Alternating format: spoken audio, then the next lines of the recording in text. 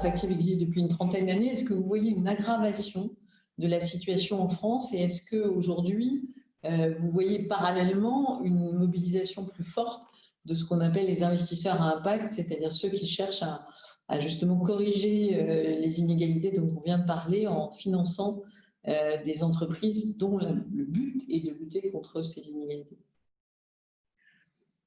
C'est perturbant parce que je ne vous vois pas, Pierre-René. Pierre-René, on ne vous entend pas. Est-ce que votre micro est bien remis? Non, je ne l'avais pas remis. C'est pas grave. J'étais trop sage. Oui et non. Oui, parce qu'évidemment, l'évolution des inégalités, on l'a vu depuis des années, et les chiffres connus, on les partage et on les voit très concrètement dans notre activité.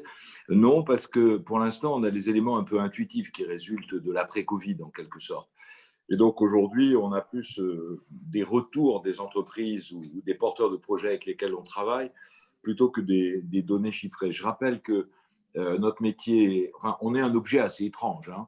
Le régulateur financier nous regarde toujours avec un air un peu étonné depuis 30 ans, puisqu'on est à la fois une association appuyée sur un réseau de 40 associations régionales, et en même temps, on est une sorte de holding financière, puisqu'on accorde des garanties de prêts aux banques au bénéfice de porteurs de projets qui sont des gens très éloignés de l'emploi. Nous, on va chercher les gens qui sont le plus éloignés de l'emploi, les chômeurs de très longue durée, les titulaires du RSA, les gens qui n'ont pas de formation. La majorité du public auquel on s'adresse sont des gens qui ont un niveau de formation extrêmement faible, modeste, voire pas du tout de formation. Et puis notre deuxième métier, c'est effectivement d'investir dans l'économie sociale et solidaire, ou plutôt ce qu'on appelle aujourd'hui l'économie à impact, c'est-à-dire qu'on ne se sent pas contraint d'être enfermé dans le cadre législatif de ce qu'on appelle l'ESS. On peut aller un petit peu plus loin. Donc, on a bien le sentiment de renforcement des inégalités et on a le sentiment double que, oui, il y a des financements qui viennent plus aisément qu'autrefois vers nous. Pour prendre un exemple, cet été, pour essayer de répondre à la situation des entreprises de nos portefeuilles, en quelque sorte, donc ces entreprises d'économie sociale, dont on savait très bien qu'elles avaient besoin, évidemment, dans un premier temps, de trésorerie, mais qui avaient besoin tout de suite après, en réalité, d'un accompagnement en investissement, donc en fonds propres, en quasi-fonds propres. On a réussi très vite à mobiliser, grâce à nos partenaires, Amundi est notre deuxième actionnaire, on a réussi à mobiliser très rapidement une trentaine de millions d'euros et on est en train de récolter une centaine de millions d'euros. Donc, à l'échelle de ce que nous faisons, nous, ça veut dire qu'il y a une capacité de mobilisation. À l'échelle plus globale de l'ensemble du territoire, évidemment, tout ça reste extrêmement, extrêmement modeste. Et ça nous amène à dire la chose suivante, c'est que l'ensemble du dispositif tel qu'il existe en France aujourd'hui, au fond, est en situation d'aider, que ce soit en trésorerie, que ce soit parfois d'ailleurs en apport de fonds propres, l'ensemble des entreprises en train d'être créées, l'ensemble des entreprises qui en ont besoin, les porteurs de projets qui ont entre les mains l'idée de créer une entreprise. Et d'ailleurs, le train de création d'entreprises en France n'a absolument pas fléchi, au contraire, après la crise. On a à peu près le même taux après la crise qu'avant la crise du confinement liée au Covid. En revanche, les gens qui sont le plus éloignés de l'activité, le plus éloignés de l'emploi, les gens qui sont en situation de précarité, les handicapés, et si vous en êtes d'accord, je donnerai un exemple pour les femmes qui ont une situation… Il n'y a pas un handicap, rassurez-moi. Non, c'est pour ça que je dis virgule, et en plus, je donnerai une indication pour les femmes. Mais la virgule est difficile à percevoir dans les visios.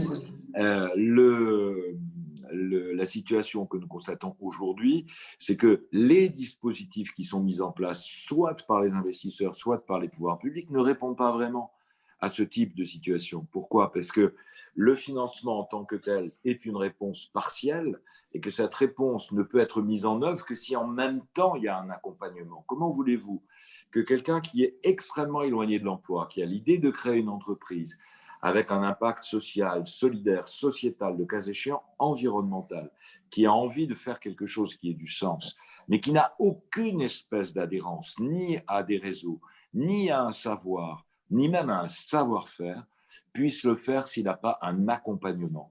Et donc, moi, je plaide depuis longtemps pour ce couple qui est un couple accompagnement financement de l'investissement. Et je pense que c'est la direction dans laquelle il faut aller. Est-ce qu'on mesure, par exemple, que, je vous prends cet exemple, c'est pour ça que je voulais citer l'exemple des femmes, les femmes ont cette caractéristique que nous constatons dans l'ensemble du réseau, que les demandes qu'elles formulent auprès des banques, ne serait-ce qu'en termes de prêts, et même pas en termes d'investissement, ne serait-ce qu'en termes de prêts, les demandes qu'elles formulent sont en moyenne largement inférieures aux demandes pour un projet de même nature qui sont formulées par des hommes. Et les réponses qui sont apportées par les réseaux bancaires, quelle que soit leur bonne volonté, sont de fait inférieures en volume au volume qui serait accordé de financement sur les mêmes projets qui seraient portés par des hommes. Donc nous, on en a tiré une leçon. La leçon qu'on en a tirée, c'est que de manière systématique, la création d'une entreprise qui est portée par une femme, nous la garantissons à hauteur de 80% si elle nous paraît pertinente. Parce que nous considérons que là, il y a un élément de discrimination en soi. Et notre choix et l'orientation sur laquelle nous sommes aujourd'hui, c'est au fond d'essayer d'avoir, alors non pas des indicateurs sociaux au sens où on l'évoquait tout à l'heure pour les grands investisseurs, mais au moins d'avoir une grille. Et cette grille, pour nous, elle comporte 5 éléments, voilà, et qui sont assez simples. Le premier, c'est l'emploi. Le deuxième, c'est l'impact sociétal. Le troisième, c'est l'impact social. Le quatrième, c'est la gouvernance. Il faut avoir en tête que tout ce que nous évoquons tout à l'heure tourne autour du S, mais le S est dans notre esprit indissociable du G. Et puis, évidemment, élément sur lesquels nous allons mettre de plus en plus l'accent, c'est l'impact environnemental. Alors, vous venez d'expliquer effectivement la difficulté d'une population qui n'est pas en capacité finalement de construire un projet. Après, trouver les financements, ils existent. Du coup, comment vous travaillez précisément sur cette question-là et est-ce que vous pensez que les sujets qu'évoquait Pascal au tout début et sur lesquels vous revenez, c'est-à-dire qu'on voit en particulier effectivement les femmes, comme vous le disiez, qui vont être en situation de plus en plus précaire et de moins en moins en capacité d'avoir un projet d'entreprise ou d'être un chef d'entreprise. Comment vous allez travailler concrètement sur ce type de sujet? Est-ce que vous pensez effectivement que c'est finalement le moyen le plus efficace pour un financier de lutter contre les inégalités plutôt que d'essayer d'être... D'abord, le premier élément, c'est ce qui nous caractérise depuis 30 ans. C'était ça l'intuition de Claude Alfandéry, d'Edmond Maire ou de Christian Sauter qui ont créé cet objet France Active. L'intuition, c'était qu'on pouvait non pas développer l'entreprise au bénéfice des demandeurs d'emploi en s'appuyant sur les subventions publiques, mais en s'appuyant sur l'industrie financière. Aujourd'hui, c'est quelque chose qu'on entend.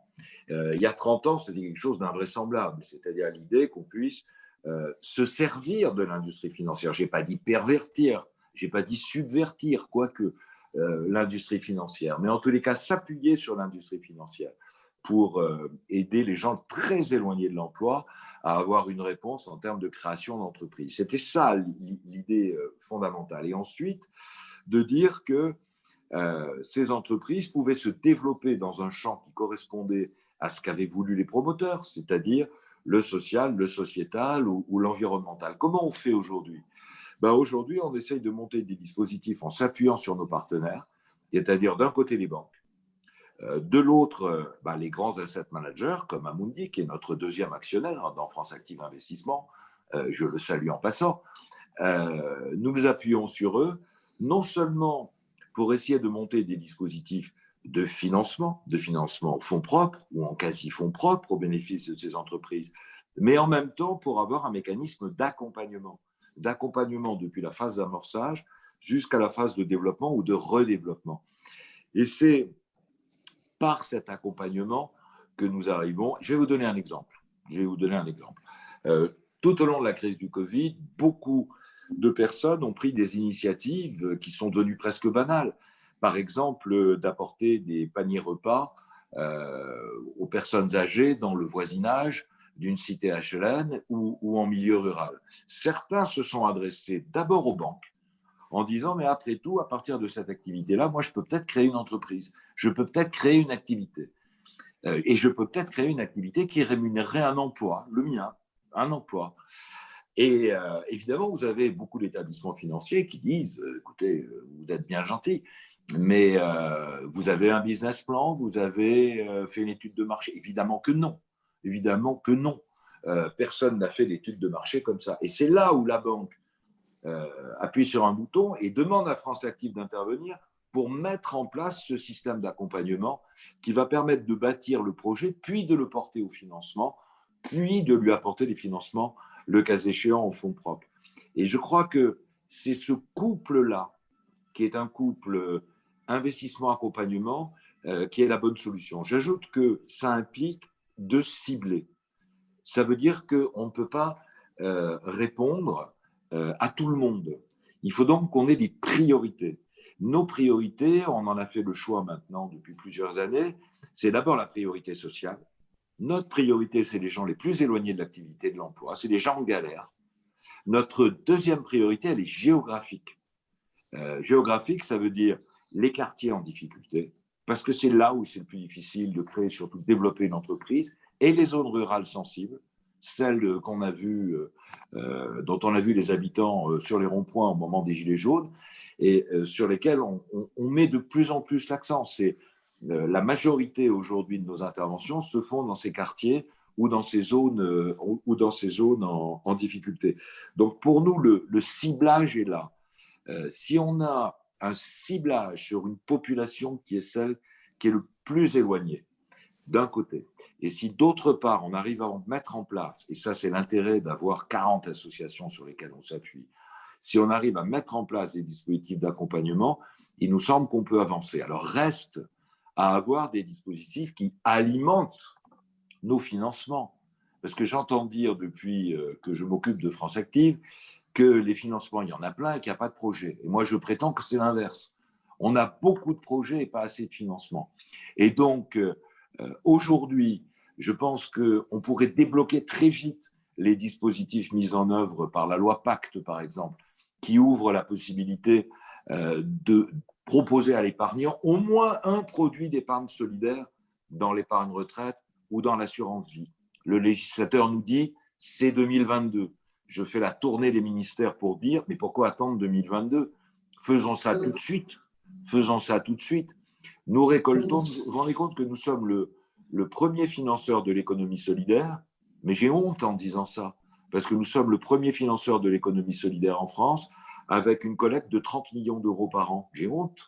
La réalité, c'est la capacité financière qui devrait être la nôtre, devrait être au moins multipliée par un facteur 3 ou 4. Et je pense que c'est possible parce qu'aujourd'hui, l'épargnant, et Dieu sait si depuis la période du Covid, il y a eu une augmentation considérable du taux d'épargne, Dieu sait si l'épargnant aujourd'hui a envie d'utiliser son épargne au bénéfice d'un objectif qui ait du sens. Et je pense que ce qui a du sens aujourd'hui, c'est l'épargne solidaire, à condition qu'on en explique le sens et qu'on dise à quoi ça sert. Voilà un petit peu comment on essaye d'avancer dans ce monde un tout petit peu compliqué, où je ne vous cache pas que nous avons besoin de nos partenaires bancaires, besoin de nos partenaires investisseurs qui sont à nos côtés, besoin de nous appuyer sur un réseau territorial, mais où on a besoin aussi d'expliquer que l'économie solidaire, ce n'est pas, comme ça a été dit tout à l'heure, une économie caritative. C'est une économie qui essaye d'accompagner des entrepreneurs ou des futurs entrepreneurs qui ont envie de s'engager dans la société pour eux-mêmes et au bénéfice des autres.